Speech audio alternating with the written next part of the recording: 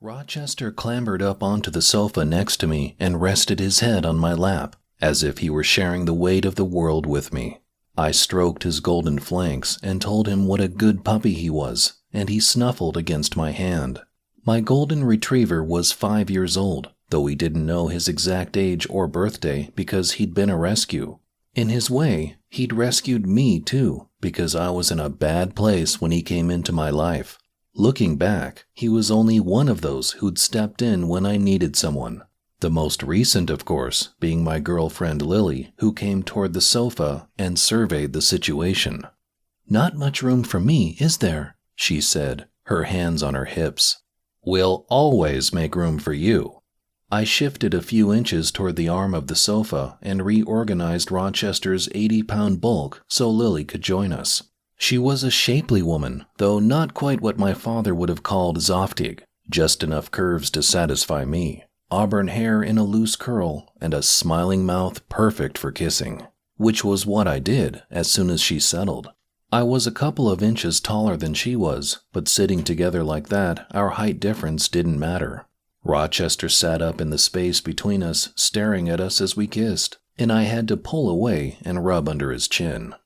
"Nobody's ignoring you, puppy," I said, "but sometimes Mama Lily and I need some us time."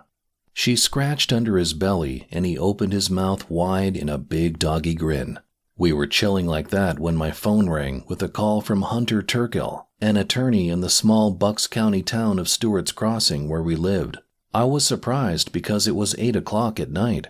I'd met Hunter a few years before when he handled my father's estate. He had a brash New York personality at odds with our sleepy Pennsylvania town, but he'd created a thriving practice in everything from wills and power of attorney to criminal defense, and he'd represented me years before when I had to meet with the police as I investigated the murder of my next-door neighbor.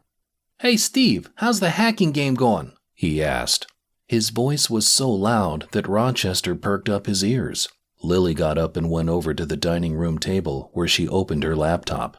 Hunter knew that I'd served a year in the California prison system for computer hacking, and whenever I ran into him around town, he'd tease me about the latest hacking case and ask if I was involved.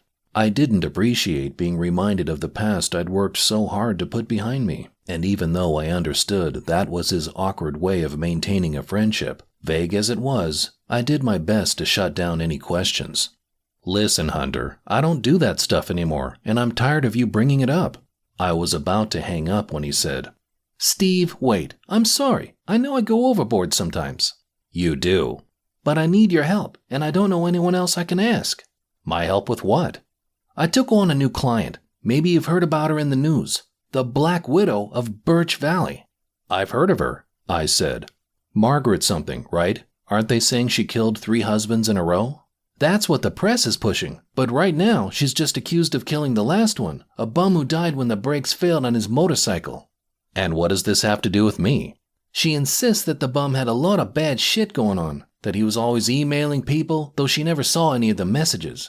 We know from the evidence the police collected that right before he died, he wiped out everything in his email account. She's sure that if somebody can retrieve all that stuff, it will exonerate her. The police have his laptop, but they're not doing shit to recover anything from it.